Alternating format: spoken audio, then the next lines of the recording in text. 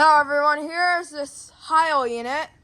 This was on the video, air conditioners in my neighborhood part 2, but it didn't upload really well, so I decided to do a video of it, and it's not running right now.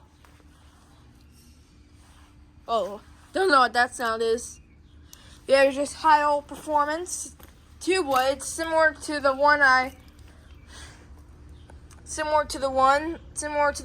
filmed like last week, or maybe like some weeks, like I don't know last week, but some weeks, a few weeks ago. But it's got a GE commercial motor.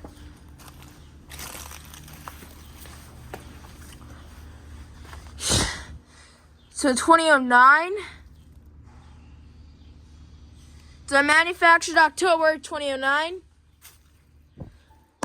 It has not been running. Oh my gosh, it's dirty. It's got a Copeland scroll. Don't know what type of disconnect box it is. Yeah, there's the line set. Skinny filter dryer. Yeah.